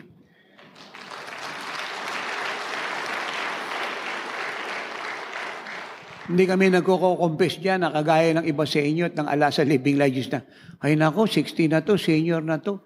Kaya okay lang masakit rayuma niyan. Masakit rayuma. Niniwala naman silang masakit yung rayuma. Masakit na yung buto niya kasi may rayuma yan. Kaya okay lang kahit gaganyan-ganyan yan. Kasi 60 na yan Senior na yan. Wala kaming confession ni nanay na ganyan. Ang confession namin at inistress ko kay nanay yan. The more na nagkakaedad tayo, the more bumabata tayo. The more lumulusog tayo. The more nagliliwalang tayo kagaya ng Panginoon. Hindi, pag may naramdaman kang konti dyan, naku, appendicitis siguro to. Kabag lang yan. Kabag, sabi mo sa katabi mo, kabag lang. Hangin lang umikot yan. Kahit appendicitis pa yan, saglit lang kay Jesus yan. Yung wala ngang mata, nalagyan niya appendicitis pa. Hindi niya kayang pagalingin. Dapat, pagkaganyan, walang tatalam sa akin, malinis puso ko. Sinungaling ka sa tanas, si Jesus ang baliw at kalasag. Labas sa litang appendicitis, binubura kita. Ulcer. Hindi yung pag may naramdaman ka, Pakitawagin nyo nga si doktor. Mabayad ka pa ron. Minsan, out of the town pa si doktor. May appointment pa yun. Tawagin mo si Dr. Jesus. Nasa tabi mo lang, nakatira sa'yo, kasama mo. Lord, ano itong nararamdaman ko? Kasagot siya. Hindi naman siya rebulto. Sinabi Lord, rebuke it. Dito po yung istorya na nararamdaman mo. Hindi yung tatawagin mo kasama mo. Nahilo ko. Mataas siguro yung blood sugar ko. Lumalabo mata ko. Masakit lalamunan ko. Mukha atang makaka-thyroid goiter ako. Sabi ng asawa mo, palagay ko nga. Ayun. Palagay ko nga, yan, pareho silang nailagay doon sa ICU. Kasi meron silang palagay. Hindi niyo po ako. Alam niyo, ang pananampalataya po hindi laro, hindi biro. Ito po'y katotohanang dapat mong ipamuhay. Hindi nyo napansin, walang hiningian ng Lord ng faith sa mundo kahit isa. Wala. Wala kayo mabasa sa Biblia ang hinanapan niya ang mundo ng faith. Wala. Ang hinahanapan niya, tayong mga anak niya. Hello. Hindi niya rin hinanapan ang mundo ng love. Kasi iba nature nila eh. Sinful. Ang hinahanapan niya tayo. At wala siyang pinangakong prosperity sa mundo. Sa atin. Wala siyang pinangakong peace sa kanila at saka joy. Puro sa atin. Kaya nga pag sa mundo ka umasa, disaster buhay mo. Kahit umabot ka riyan ng 60 years sa paglilingkod o 80 years, disaster yung paglilingkod mo. Hinindihan niyo po ako. Naunawaan niyo yun. Kaya, tinuruan ng Lord si nanay ng malalim na faith. Thank you, offering. Kahit negative nakikita mo, nagpapasalamat ka sa Diyos na may ginagawa siya. Ayun naman ang totoo Kasi nagsabi nga siya tumawag ka sa akin, ako yung sasagot. Tumawag ka mula sa pusong malinis. Tapos earnest prayer pa yung ginawa mo. Kaya wala kang nakikita, maniwala ka na meron siyang ginagawa. Kasi nagsalita siya ang basihan mong siya po'y may ginagawa. Yung pinangako niya, hindi nakikita mo. O sinasabi na kung sino pa. Amen.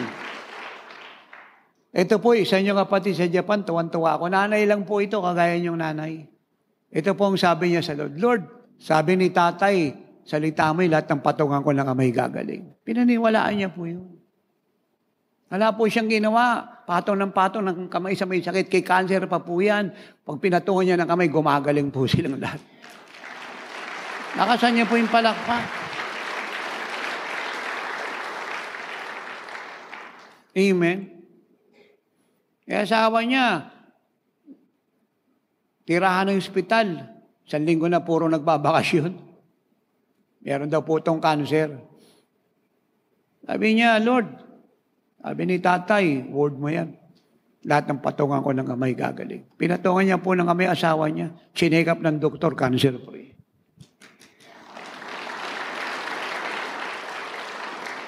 Yung pamangkin niya, may cancer sa puso.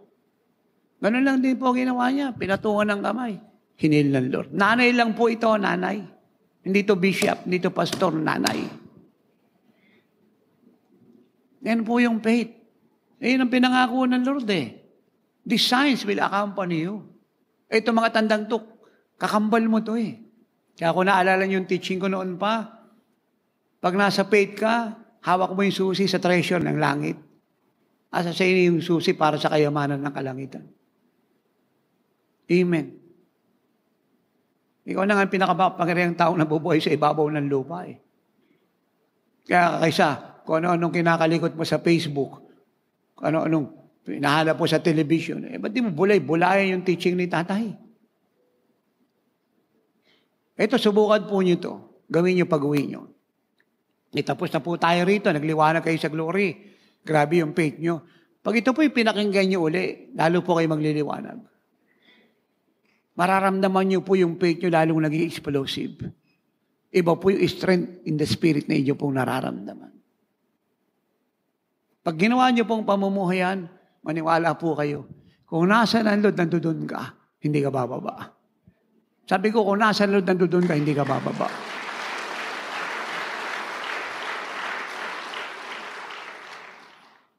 Amen? Amen?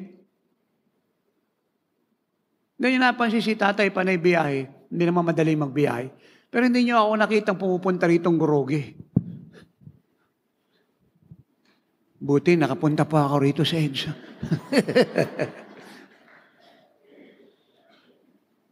Nakita mo yan, pag umakyat tayo rito,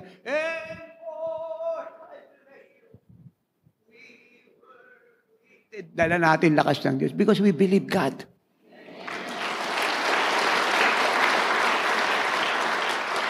Amen. Naintindihan niyo po ako? Unawaan niyo sinasabi ko.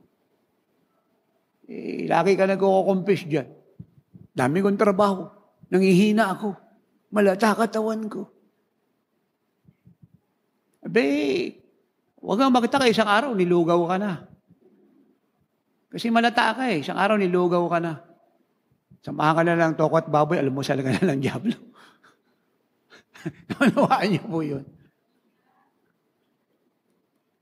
Sa ayaw niyo sa gusto, pag nagsalita kayo ng kabaligtaran sa salita ng Diyos, dumating na ang dipit niyo.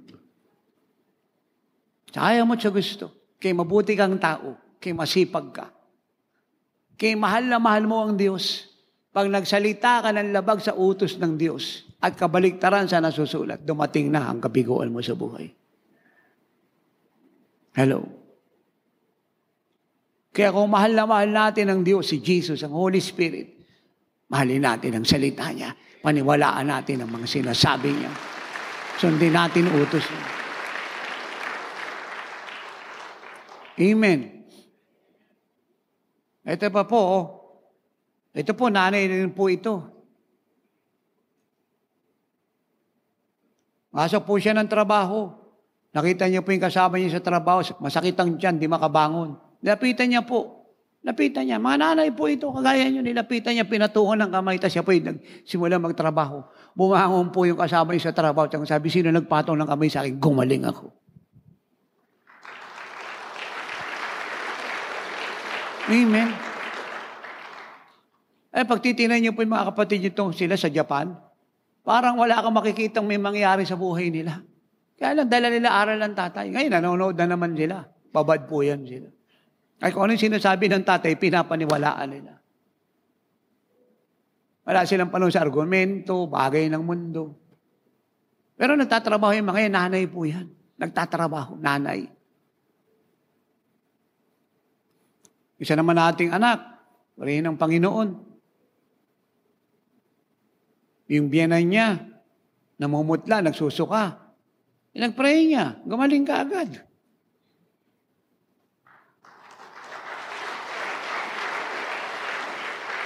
Yung kasama niya po sa trabaho,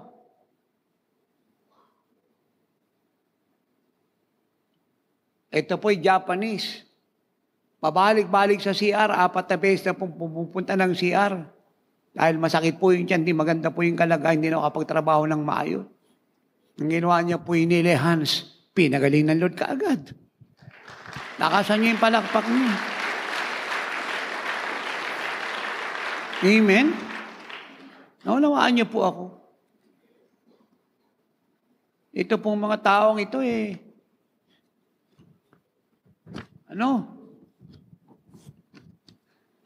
simple po yung faith. Simple po yung faith. Hindi komplikado. They simply believe what tatay said. Salita naman ng Diyos yung pinangaral ko. They believe that. Ganun lang po kadali.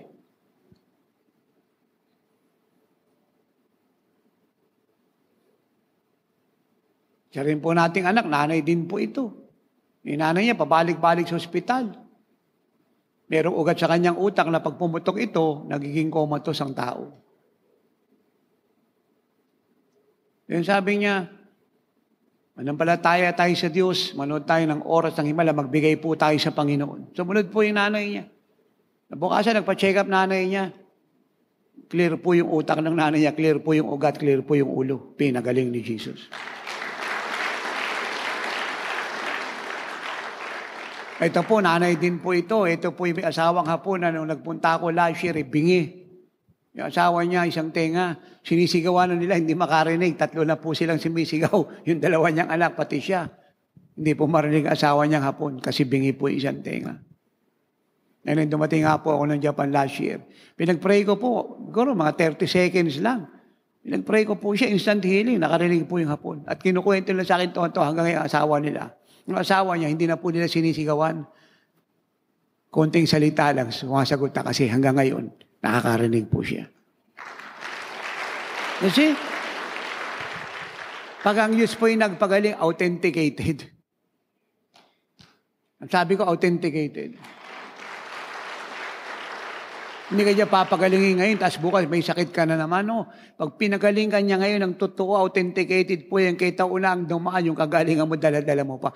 At ikaw ay nagkakasakit lang ng iba, at muling bumabalik ang sakit mo, isa lang po ang sagot pag sumusaway ka uli. Ang gagawin mo dyan, magre-repent na naman. Amen. Ito po yung nanay niya. Tumawag po sa kanya. Dadali daw sa ospital. Kasi hindi po nakakabangon. Sabi niya, ba't kayo pupuntang ospital? Sayang lang pera rin. Amen. Nag-pray po niya, yung nanay niya, bumangon ka agad.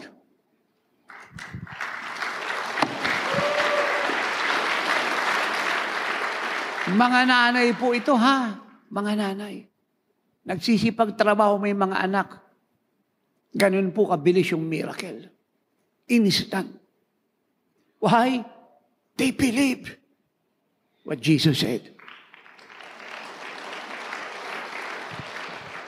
Ano pong pangako ng Lord? Ulitin po natin. Mark 16:15-18. And Jesus said to you, go into all the world and preach the gospel to every creature. He who believes and is baptized will be saved, but he who does not believe will be condemned. And these signs, plural, will follow those who believe. I love that. In my name, they will cast out demons. They will speak with new tongues. They will take up serpents, and if they drink anything deadly, it will not by no means hurt them. They will lay hands on the sick, and they will recover. Ito po yung pangako ng Lord na tanda na kakambal mo kahit siya ka pumunta pag naniniwala ka. Kasi nasabi niya, na pag humayo ka, naniniwala ka, na pag sinyer mo ang Panginoon, itong mga tandang ito'y kakambal mo kahit siya ka pumunta, kakambal mo. Luzon, Visayas, Mindanao, Asia, Europe, America, Africa, West Israel, Middle, kahit siya ka pumunta, kasama mo yung mga himalang ito, kakambal mo. Akong kausap dito. You must believe that. Amen? Ano-ano po yung mga himalangan na yan? Number 1, Jesus said, sa pangalan ko magpapalayas kayo ng mga demonyo. You must believe that. Sa pangalan niya, magpapalayas ka ng mga demonyo.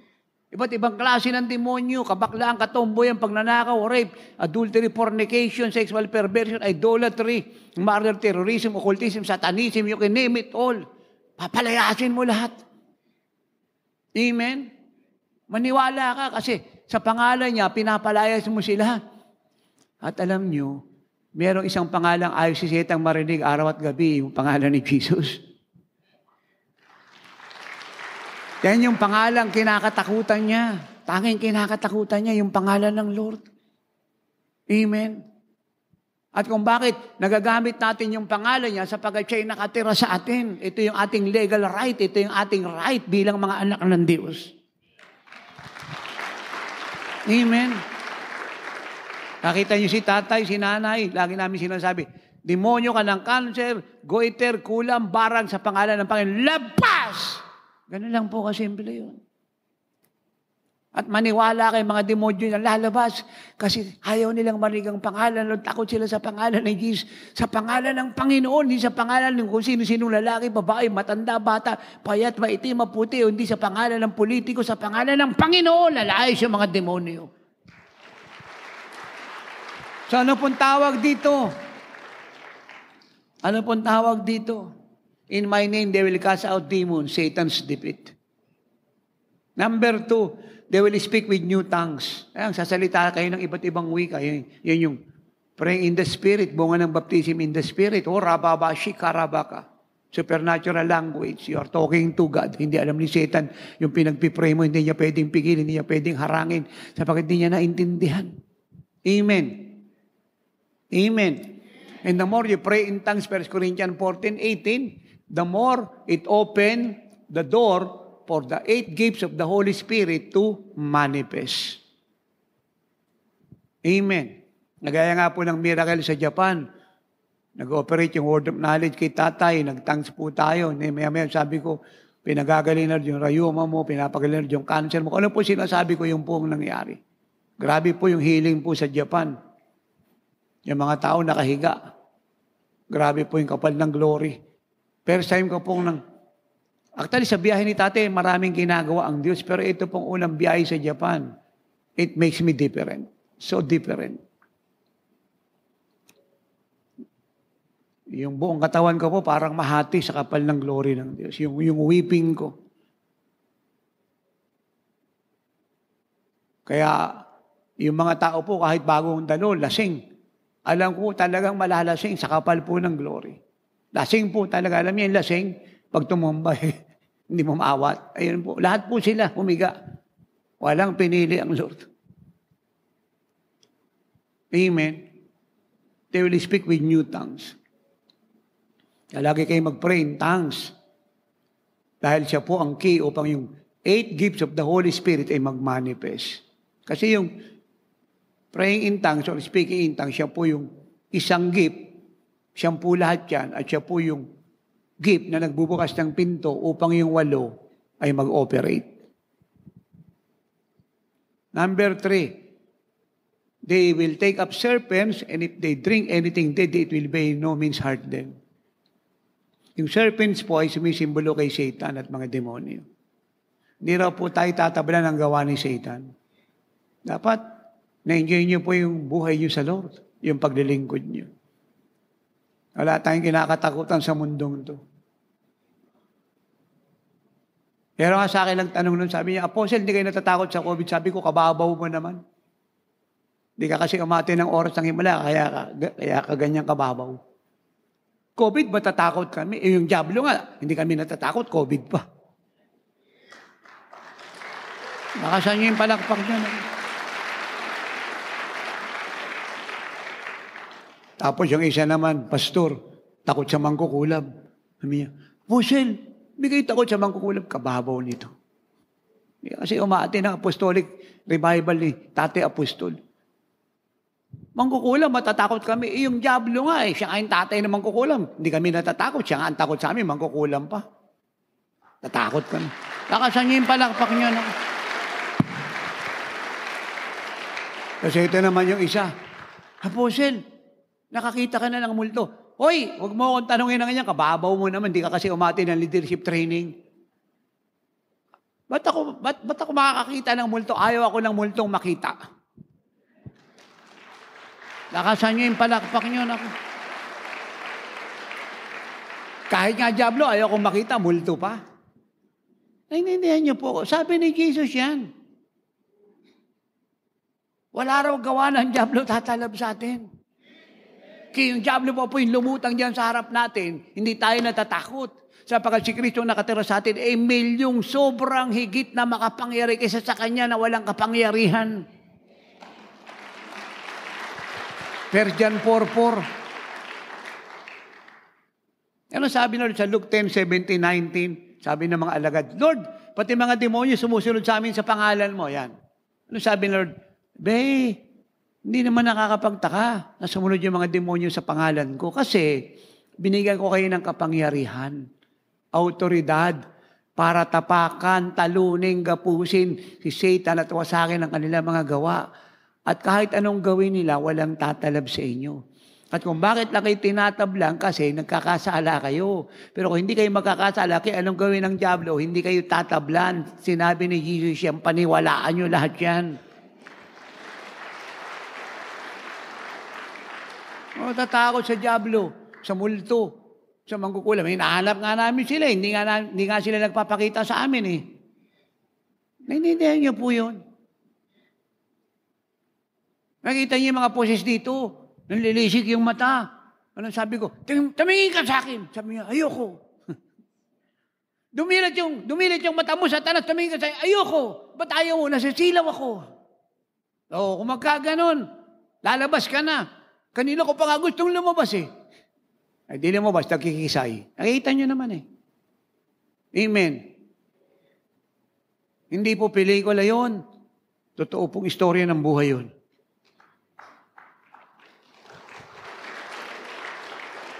Ika-apat, ano pong sabi ng Lord? And you will lay your hands on the sick and they will be healed. Do you believe that? Kayong mga anak riyan, do you believe Jesus?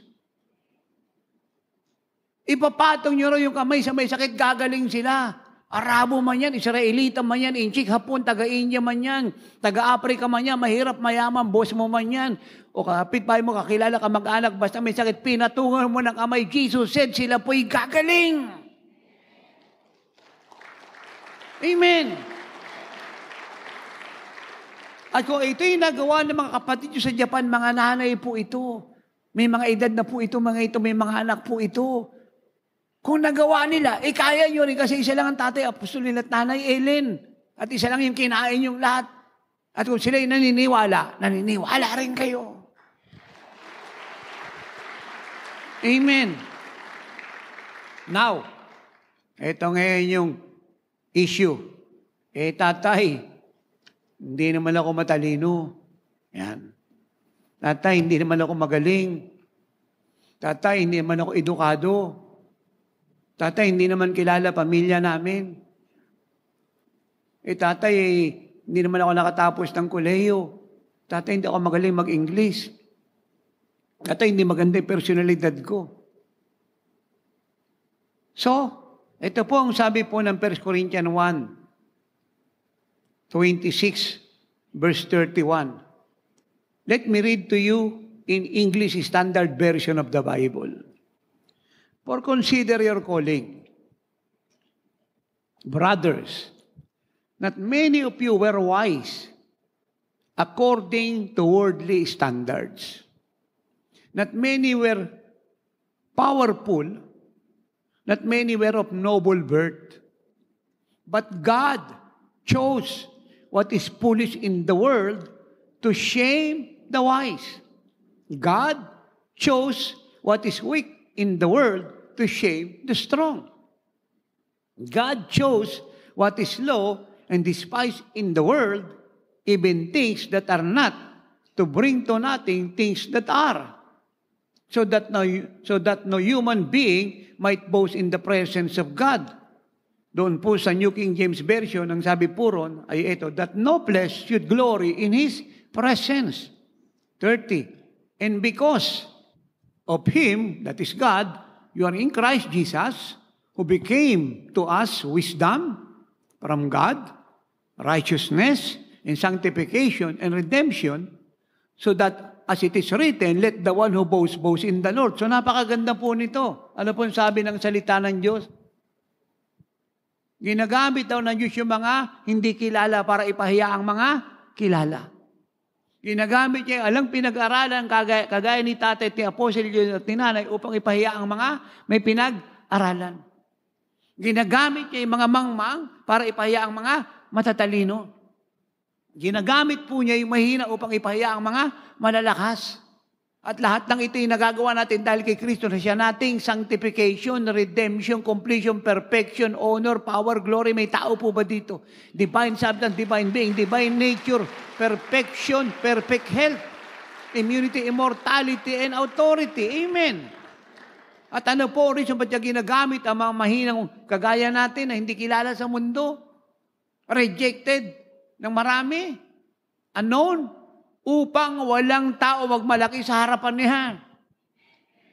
Kaya kung sinasabi niyong mahina kayo, hindi kayo kilala, magalak kayo kasi kung matalino ka, hindi kanya gagamitin. Kung malakas ka, hindi kanya gagamitin. Hello? Kung kilala kang tao, hindi kanya gagamitin kasi pupunta yung glory sa'yo. Na kung ba't kanya ginamit? Kasi matalino ko, magaling ako. Malakas ako. Sikat yung pamilya ko. Politiko kami. Well, ako, artista ko. Glory to you yun. Kaya ang sabi niya, ang gagamitin ko yung hindi kilala, rejected, mahina, nanay, bata, hindi nag-aaral, hindi nakatapos ng pag-aaral, hindi kilala, bali wala ang pamilya upang pag sila ay gumawa ng dakilang bagay. Ako, paparangalan ng lahat. Amen! Ang sabi po sa Tagalog version, mabuting balita, Bibliang Tagalog. Unang Korinto 1:26-31. Mga kapatid, alalahanin niyo ang inyong katayuan noong kayo'y tawagin ng Diyos. Ako, bago ako tinawag ng Diyos, ano ko? Walang pinag-aralan. Pogi nga, pero walang pinag-aralan. Ano ako nung tinawag ng Lord? Mahina, makasalanan, walang pinag-aralan, rejected, outcast. Ganyan din kayo. Iba sa inyo nung tinawag ng Panginoon, adik, bakla, tomboy, sinungaling, magnanakaw, espiritista, albularyo, mangkukulam. Illiterate, no read, no write. Is that correct? Yun ako. Bago niya ako tinawag, wala na ipagmamalaki. Walang pumapansin. Walang naniniwala. Do you understand that? Pero nagbago po yun nung napunta tayo kay Kristo. Ito na po nangyari ngayon. Mga kapatid, alalahanin niyo ang inyong katayuan nung kayo'y tawagin ng Diyos. Ayon sa pamantayan ng tao, ay ilan lamang sa inyo matatawag na marurunong. Baka pangilat maharlika. Subalit pinili ng Diyos ang mga naturingang hangal sa sanlibutan upang hiyain ang marurunong. Hallelujah. At pinili niya ang naturingang mahihina upang hiyain ang malalakas. Hallelujah. Pinili niya ang mga karaniwang tao pa, mga hinahamak at mga mahina sa sanlibutan ito upang ipawalang saysay ang mga kinikilala ng sanlibutan. Pinili tayo ng Lord para maparangalan siya. At yung sinasabing, they are somebody, ay mga pahiya. Do you get that? Lahat po ng advisor po ni Nebuchadnezzar ay gifted, talented, educated. May mga divinity doctorate. Pero wala makapagpaliwanag ng dreams niya. At ng anak niyang si Belshazzar. The same with Joseph. Napakarami pong matatalinong tao sa Egypt. Nung panahon nila, sila po ang number 1 sa education. Pero wala makapagpaliwanag ng panaginip ng paraon. Only Joseph. At si Joseph po ay illiterate. Ex-convict. Hindi na pag-aaral ng anumang mataas na pag-aaral. Pero siya ang prime minister ng Egypt. 4 na hari pinaglingkuran ni Daniel. 4. Bawat bansa ay mayroong matatalinong tao. Advisor ang hari. Pero si Daniel ang nagpapaliwanag at nagsasabi ng gagawin ng Diyos sa mga hari. 4 na hari ang pinaglingkuran niya. Dalangin ko na yung page nyo sa Lord ay tumaas sa katotohanan ito. At tigilan nyo na yung kakakompes na wala akong kakaya, hindi ako magaling. Alam nyo kasi kung magaling ka, hindi niya kayo gagamitin. Remember, nagpunta siya sa mundong ito, Matthew 9:13-14, para sa mga makasalanan, hindi doon sa alang kasalanan. Nagpunta siya sa mundong ito para sa mga may karamdaman, hindi doon sa mga walang sakit. At yun yung sinasabi niya sa mga Pariseyong matatalino, marurunong at merong self-righteousness na walang naintindihan. Sa sinasabi niya. Hindi niya napansin, wala siyang tinawag na Pariseyo kahit isa. Ang tinawag niya mga apostol, mangingisda, tax collector, mga outcast sa lipunan. Wala pong taga-Jerusalem, more on taga-Nazareth at Galilee. Ito po yung mga city, ito po yung mga lugar sa Israel kung saan mga nakatira illiterate. Doon po siya tumawag ng mga apostol. Are you still there? Itaas ng Diyos ang inyong faith at confidence sa Kanya. Huwag yung sabihin, nanay lang kayo, hindi kayo nag-aaral, hindi kayo marunong, hindi kayo magaling. Salamat tayo ng kwalifikasyon nyo dahil sa bagay na nakagalaw ang Diyos sa buhay niyang lahat. Amen. Kaya kung meron pong gusto magmalaki, ang ipagmalaki niya, hindi yung pinag-aaralan niya, yung lakas niya, yung talino niya, o yung kanyang family. Background, ang ipagmalaki niya ay si Kristo. Na gumawa ng dakilang bagay sa Kanya at sa pamagitan niya. Hallelujah. Amen. Amen. Sabihin natin lahat, kaya kong gawin ang lahat ng bagay sa pamamagitan ni Kristo na nagpalakas sa akin. Thanks for listening to Miracle Hour Podcast. If you are blessed with our program and want to know more about the Lord, like us on our Facebook page at www.facebook.com/JIOSWM and subscribe to Jesus is Our Shield Worldwide Ministries YouTube channel. Our time is running out. Jesus is coming any moment. Apostle Renato D. Carrillo is mandated by God to bring the church to its full potential and to live like Jesus. Have a part in this end-time move of God. Pray, fast, and give to the work of the Lord. To God be all the glory.